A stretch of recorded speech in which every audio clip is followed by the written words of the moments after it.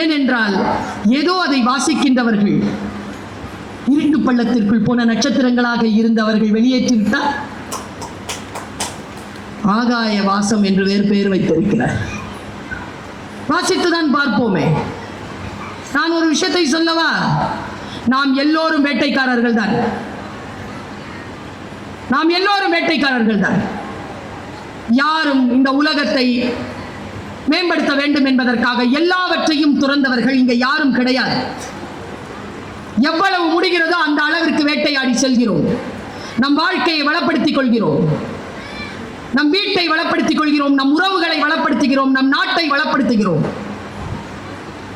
பாருங்க, ஒரு காட்சியை மட்டும் சொல்லி நான் நிறைவு செய்கிறேன். ஒரு காட்சி என் வாழ்க்கையை அதிர வைத்த காட்சி.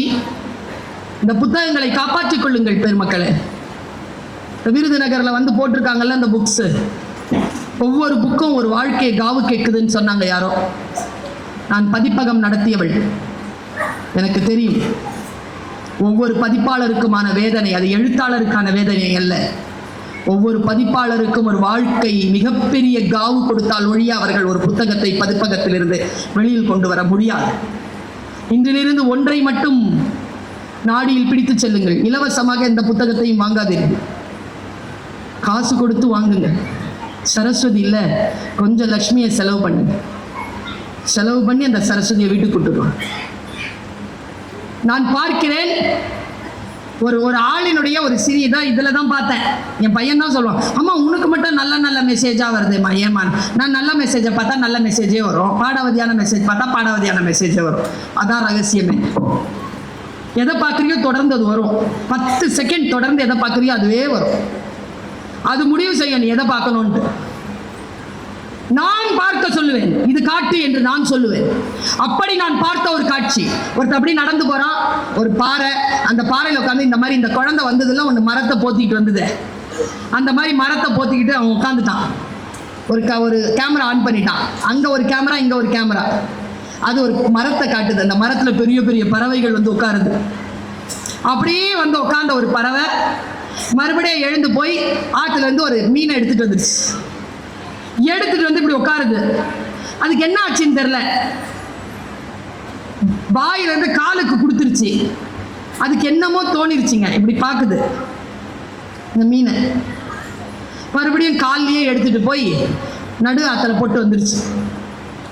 இந்த ஆள் இல்லை, இந்த கேமரா வச்சிருந்தவன், அவன் டக்குன்னு அதை தண்ணிக்குள்ள போட்டான் இந்த கேமராவை. அந்த மீன் என்ன ஆச்சுன்னு நான் பார்த்தேங்க. நீங்களும் போட்டிங்கன்னா வரும்னு நினைக்கிறேன்.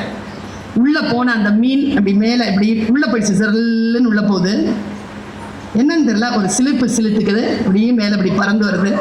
இப்படி பறந்தது இப்படி நிற்குது. நடுவில் மேலே வரல, உள்ளதான் காட்டுறான் அந்த கேமரா. நதியில் அப்படி ஒரு சிலுத்துச்சிங்க. அதனுடைய வயிற்றின் பின்பகுதிகளிலிருந்து முட்டைகளாக வருது. இப்படி ஒரு காட்சிங்க. அந்த பறவை நமக்கு என்ன சொல்லுச்சு தெரியுமா? நான் மீன் சாப்பிடுவேன், ஆனால் தலைமுறையை சாப்பிட மாட்டேன். நாம் எவ்வளோதான் வேட்டையை அடிக்கலாங்க, இந்த சமூகத்துக்கு ஏதாவது விட்டுட்டு போனோம்ல.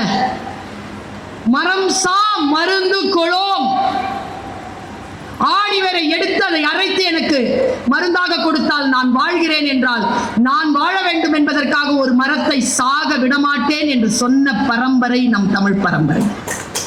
அந்த ஆதிமரமான புத்தகங்களை காப்பாற்றிக் கொள்வோம். தமிழனுக்கு புத்தகங்கள் தான் அடையாளம், தமிழ் மொழிதான் செம்மொழி, தமிழ்தான் தமிழர்களுடைய வரலாறு.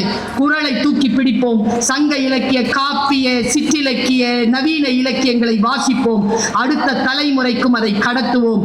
சிறகை விரித்து வானத்தில் பரப்போம். நிச்சயமாக சொல்கிறேன், இந்த மரம் நம் ஆதி மரம்.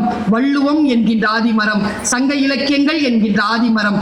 இந்த ஆதிமரம் நம் பரம்பரையின் அடையாளம். நன்றி, வணக்கம்.